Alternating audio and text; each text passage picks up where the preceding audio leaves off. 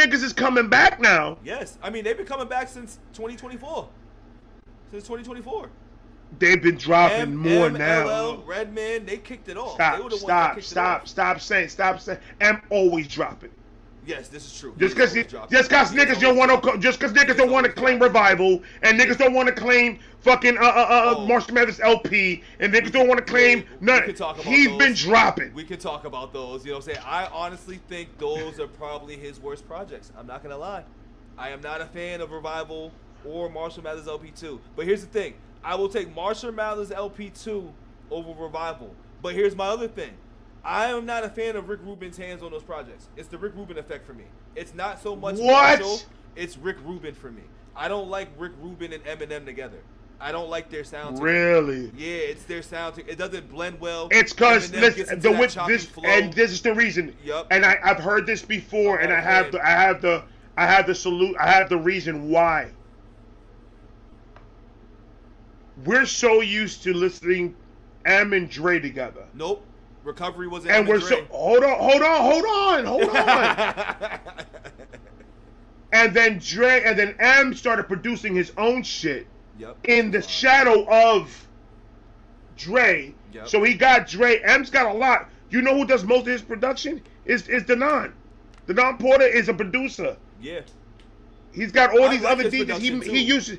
He uses so much fucking people for all his fucking music, bro. That is like he knew how to expand it. And some hit, some didn't hit. Yeah, that's all. And I think those Rick Rubin experiences did not hit. I'm not gonna lie to you. I'm not a fan. I'm not a fan of Revival as a. I'm a fan of a couple of songs. If I don't like a good majority of the songs in there, I don't consider it one of his best. That's where I'm at. And Marshall Mathers LP2, and those are like the ones where I can definitely attest to that. I understand why Marshall Mathers LP2 didn't do what it was supposed to do, but let's not act like this shit is not platinum. So like, how the fuck is platinum not a good fucking album? But we're not even gonna talk about that. What we're gonna talk about is. So here's my thing. The reason I feel like the reason why it's platinum is because of the nostalgic aspect and the angle that he went from Marshall Mathers LP2. They used it the wrong way. Yeah, they used it the wrong he way. did the I didn't like it. wrong I didn't like that way. sequel because I already knew. I felt like it was a mistake by using that. Cause I'm like, bro, you used your classic to try to remix this, and I'm like, this ain't a good look for this right now. It gotta land. It gotta land because Marshall Mathers LP2 was arguably his best album ever. You know what I'm saying? Like, it's arguably his best album ever.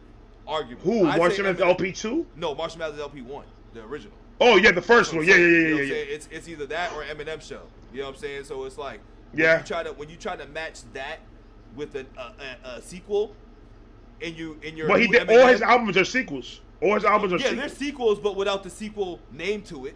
You know what I'm saying? You get what I'm saying? Like without it being. Well, no. Eminem Show, Encore. Slim Shady sequel, LP. Not a sequel. It's just, that is a sequel. No. I'm saying it's not a sequel as far as the name. It's not Eminem Show 2. You know what I'm saying? We get it as far as it's a show. Yeah, but that's why Eminem is fired, because he doesn't have to say 2. Exactly, but that's what was the mistake of having 2. You don't do Marshall Mathers LP 2. Yeah, but the only time he failed on that was with the Marshall Mathers LP. I know. He didn't fail with that with the Eminem Show in Encore. I didn't say he didn't fail that with the Slim Shady LP or the Death of Slim Shady. I don't think he did. We're on the same page.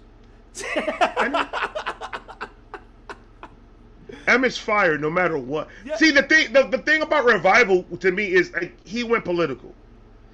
Anytime you go political, anytime you go political, it's going to be a 50-50. It doesn't land unless people really. It's going to be a 50-50. And I'm not. Now, don't get me wrong. There's some songs in Revival that lyrically, I mean, all songs in his albums lyrically, he's doing top tier lyricism. 100%.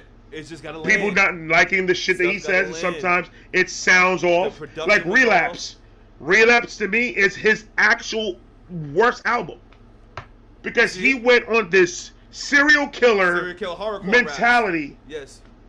And it was just like, I get it, but no. It doesn't. I was with you on that. I get where you're trying to go, but this is like Slim Shady on crack. But I'll still take that over Revival, because the Relapse. Really? Relapse is almost like a sequel to Slim Shady, right? He's bringing back the Slim Shady shit. Like, if you're gonna go first half of M's career to a second half. Relapse is basically Slim Shady LP. You know what I'm saying? Marshall Mathers LP. Yeah, but then you got Relapse. Recovery is the. You know what I'm saying? Recovery is the part 2 of Relapse. Yes, in that story arc. Yes. But I'm talking about. No, the way he set it up. Eminem sets his up for a sequel. Yeah, for a sequel, yes, in that one. But I'm going in correlation from old to new because there's 2 different eras of Eminem. I'm just going in era-wise. Right.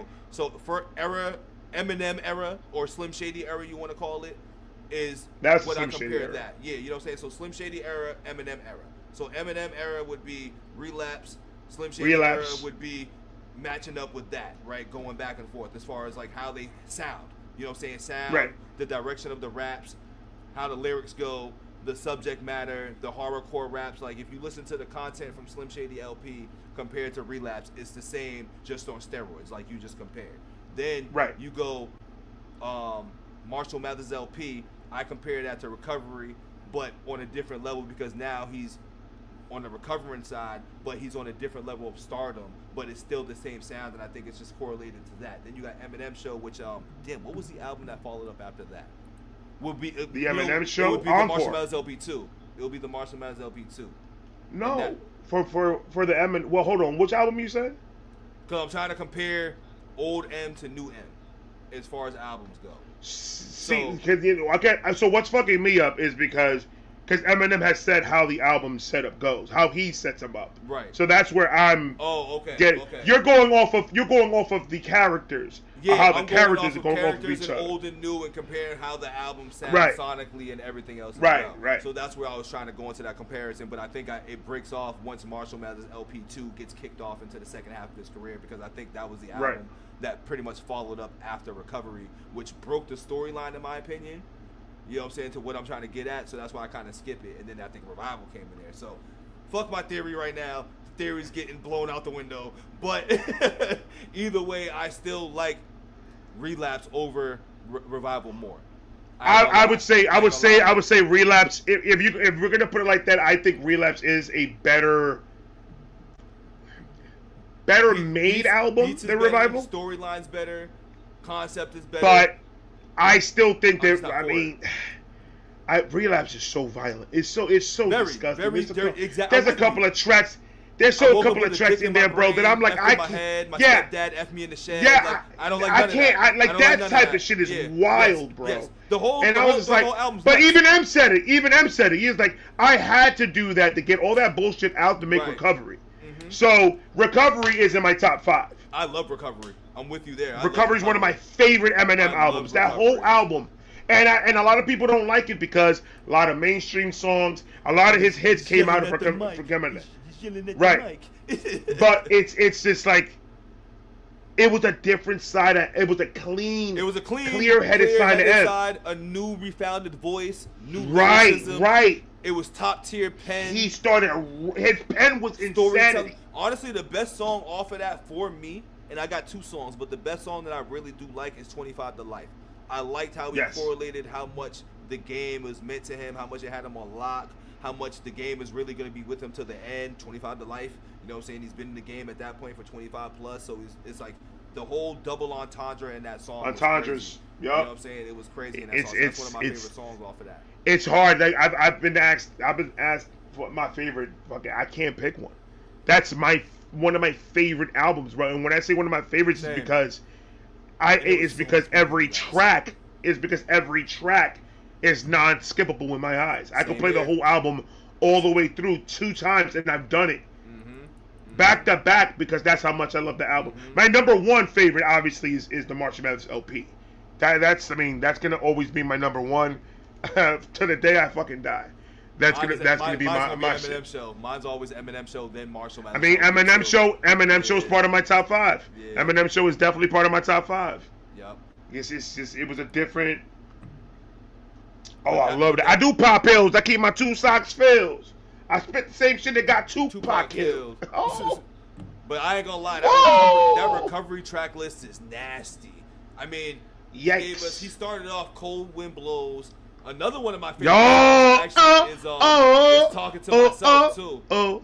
Talking to myself. I didn't know that was the second track on this shit too. That track's fire as well too. Let me. On fire. WTF. White trash party. White fire. trash. Yeah. Yep. Cinderella Man was probably the weakest. Going through changes. I love Cinderella Man. Cinderella. Are you serious? serious? I didn't like the beat for Cinderella Man, but I liked how Eminem rapped on it. I just didn't like the beat.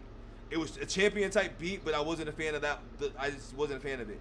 I like so many other songs on there. Like Rope Back Down is. I'll take that. Bro, I put Cinderella as my second favorite. Second favorite of my favorites. Second favorites of my favorites. Because I love all of the fucking tracks. But I really love Cinderella Man. And you know a sleeper one? Spacebound's a sleeper track. Spacebound is fire. Sleeper track. Oh my God, bro! Thank you for saying that. I appreciate you saying that, bro. Nobody gives the credit to that fucking track like they. Now I'm gonna have to listen to the album again, bro. Oh yeah, I'm looking at the track list now and I'm like, this is a fucking fire ass album straight through. Like me and my people's like, I remember Eminem fans or people that weren't necessarily a fan of what Eminem. The chat say? Fucked with this album hard. Like they fucked with this album heavy. Because you know why though? Because Eminem was, I believe, connected with a lot more people because he's recovered. He was clean. Because he's on the other side of being what he was. It was more relatable. It was more relatable to the people, especially for the people. That's what connected with me and Eminem a lot more. Is that at that moment I was in it, bro. In that moment I was in my addiction. Right. I was full-fledged in my addiction when he dropped Recovery. And that song was in my mind, and I listened to it every day. And it was not the whole thing, but it partially helped me to say I need to get fucking clean. I need to get better. For me too, as well too. Like that album, to get right and just mature in my brain, dog. For real. It turned something on in my head that I was that before I didn't think it was possible. No, the Not Afraid was the single for that. I'm not afraid. A lot of people didn't like that song, but that song, unless you didn't go through stuff, you didn't like it. But me personally, I ain't gonna lie, I like Talking to Myself more than Not Afraid because I wasn't necessarily recovering from addiction. Talking to myself, but Talking to Myself was more of a relatable song that hit me way more than anything. And the way he ended it, you know what I'm saying? And that hook was why in the world do I feel so alone? Nobody in me. I'm on my own. Is there anybody out there that feels the way I feel? Yo, that shit was fire, bro. I'm gonna go through the recovery. On my private time. I'm gonna go listen to some.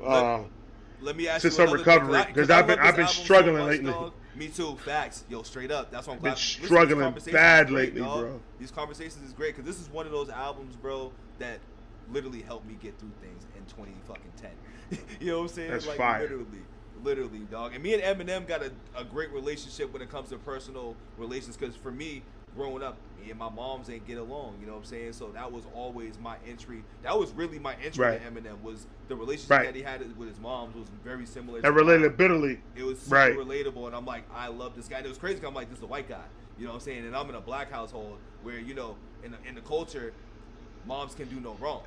You know what I'm saying? But in my mind, I'm like, nah, I got all sorts of wrong going on in here. So this guy Eminem, who's doing these rapping, I'm like, this is literally my life every day. So from middle school on, Eminem was all that I was playing in my headset.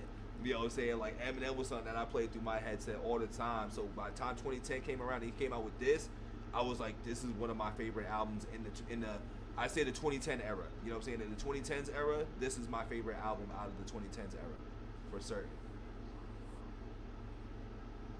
I think Recovery will always go down as a fucking one of Eminem's classic. Like that every song in that track list.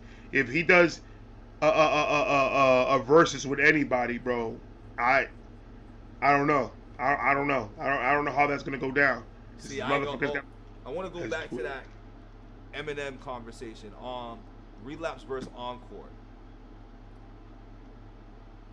Where do you stand with that? Because that was two different parts of his career too, and these are interesting albums to pick and choose between. Way different. You know what I mean? Because that was the tail end of like the prime of Eminem's career, and then the Relapse was like the beginning and a whole new, of his new. Yeah. And I've toggled between these albums forever.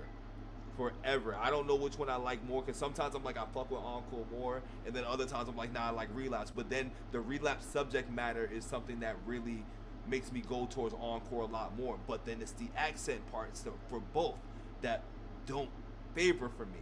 But here's the thing, right. You get two different accents. You get, like, I call them German Eminem, and then you get the accent Eminem with the dog, like, what do you mean, freeze, please, I'm already right. So it's like, it was like that annoying shit with that one, but he was rapping in the accent on Relapse, so I'm always torn.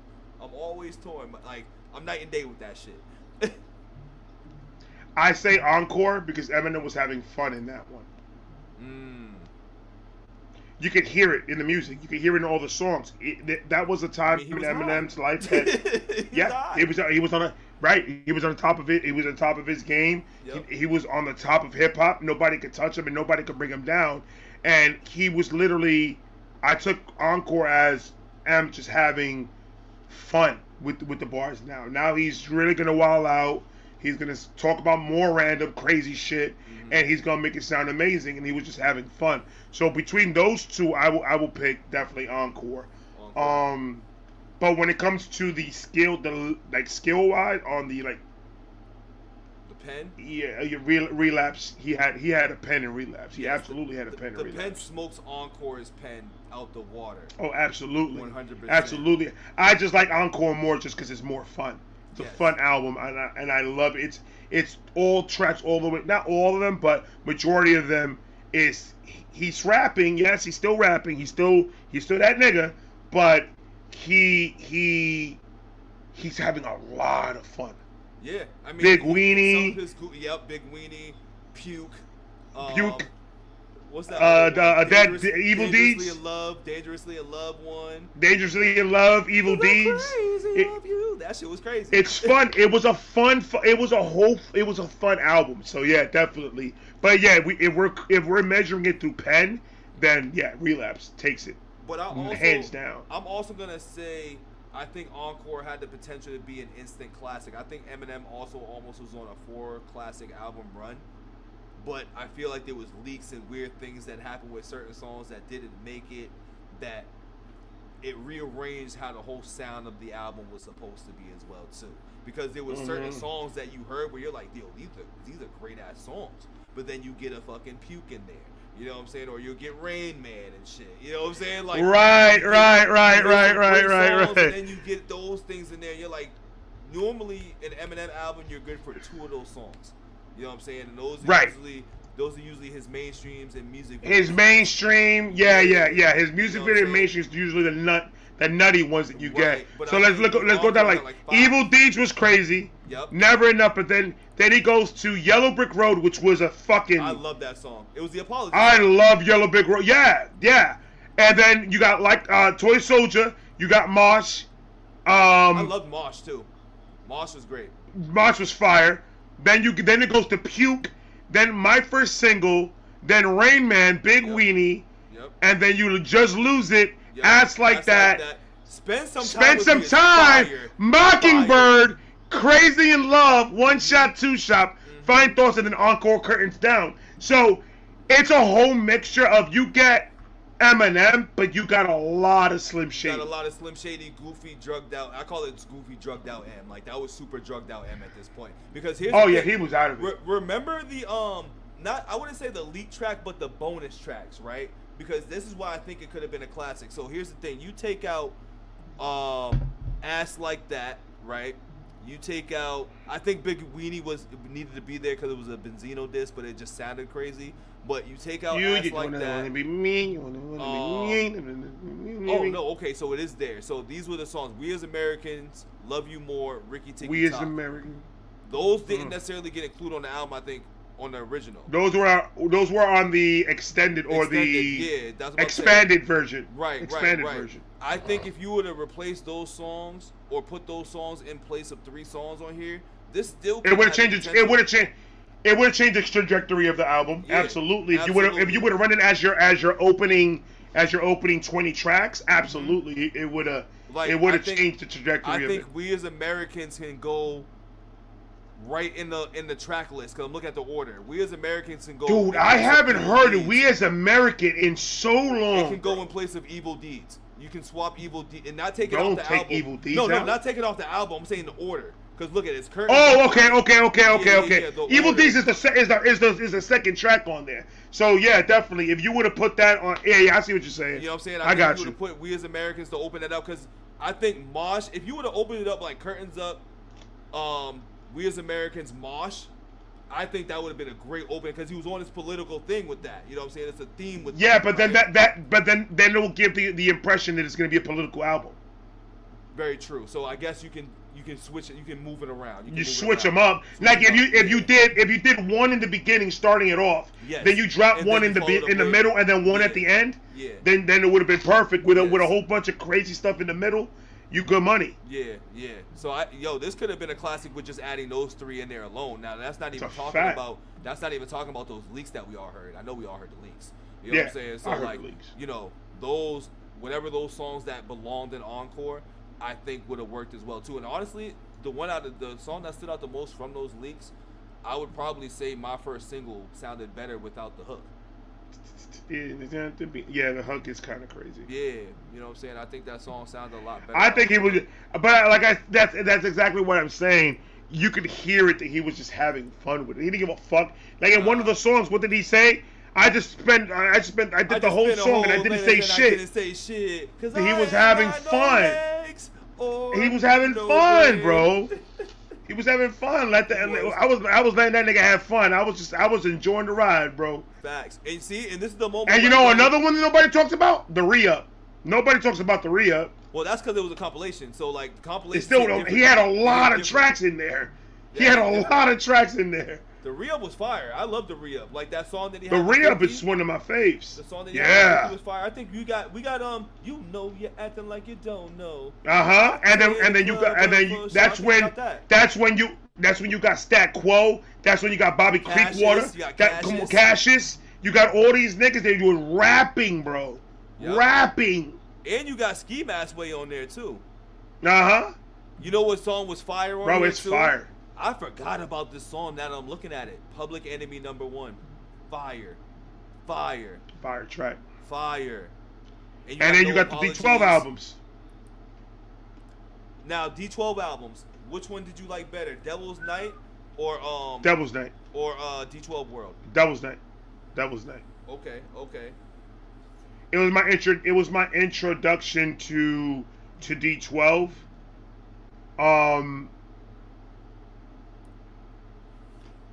And once again, nostalgia reasons. I could put myself in where I was at the time when that shit dropped. I was in a bad spot when D12 World dropped. So I connect my life very, very closely to a lot of music. So right. when Devil's Night dropped, it was a fun, good time. I was chilling. It was a crazy album on top of everything. Yeah. Because I was introduced to Kaniva and Swifty McVeigh. I was a bizarre fan at that point in time too. Dude, and it was like wow, this is like, and I like just the whole entire story that it was, and Bugs, rest in peace, Bugs. Yep, right, and it was supposed to be 6 dudes, and then each dude has an alter ego, which makes it 12. Yep, exactly. Make it 12, and then Detroit's 12. So it's like it was a match made in heaven. Oh yeah, it was creative as fuck. Yeah. And not saying that D12 World was bad. D12 World was good. It's just I would rather if I'm in a desert in a deserted island and I have to pick one album between both, I'll pick Devil's Night before I pick. And I think a lot of Eminem's hardest verses came off this album as well too. Looking back at the track list, like I'm looking at Fight Music. You know what I'm saying? Fight Music, I loved Eminem's verse on that. That fucking verse was crazy. You get girls on there, right? You get Revelation. Uh-huh. I don't need a revelation. I don't want to be like you. I love that. Tell me you wanna. Tell me you did not. You were not walking down the street hearing that shit in your Walkman, wanting to slap the shit out somebody, that was my bro. song. That's what I'm telling you. That's why I'm like, that was my song. I still remember the whole hook, man. I remember that whole hook on. I don't want to be like you. Yup, that was my shit, man. Purple Pills and Instant. That was one of my favorite goofy Eminem songs, to keep it real. I love that. I love these. Song. I love Purple. Loved it. I love Purple Pills until MTV played it out for me. Then every time I turned on MTV, they were playing Purple Pills. Well, and I was like, now you just fucked the song up. That was that and my salsa. You know what I'm saying? Not my salsa, but my band. Yeah. Oh my God, they played the fuck out of those songs, but MTV killed it for me for facts. They killed it, bro. Killed it for me. Because it was every time. Yep. Dude, every time it didn't fail when I turned on MTV. It was either one of those. I was like, man, what the fuck, bro? I'm done with it. And I loved it because I'm like, word, my guys are like getting the respect on the music video aspect shit. But I'm just like, yo, I'm sick of seeing it. I'm sick of seeing it right Right. Yeah, nah, I love it. This album was definitely a classic one. You know what I missed too? Because I'm looking at it again. We have another public service announcement brought by Slim Shady or whatever. You know what I'm saying? Slim Shady does not give a fuck about what you think. If you don't like it, you can suck his fucking cock. I missed Little did you know, upon purchasing this album, you just kiss his ass. Kiss his ass. Yep. Listen, the next Eminem album that he drops, I hope he drops another album soon. I feel like he needs to bring that back. That would have tied everything together if he brought that back on Death of Some Shady, to be honest. That would have tied it all together. Did he have no, he didn't have it. Nah, he didn't have it. He had a Paul skit because those were missing. He had a Paul skit. Yeah, he had the Paul skit, and then he had his publishers. Yep, Steve Berman in there too. Steve Berman, yeah. Yep, cause I'm looking at it right now. I'm looking at it right now. He had that one in there. He had that one in there too. Yeah, he didn't do that, did he? He hasn't done that. Yeah, I wonder why the fuck he hasn't done that. The Death of Some Shady, yeah, you were right. That was a perfect time to do it. Perfect time to bring that back. I'm upset that he missed that ball. He missed that window of opportunity. Well, you know what it is? He brought it back. He didn't even have it on the original. I think he brought it back on like the other shit, the one that came after, the Coupe de Gras Deluxe shit. I don't think it was even in the original. With the free extra ones? Yeah, I think that was in there.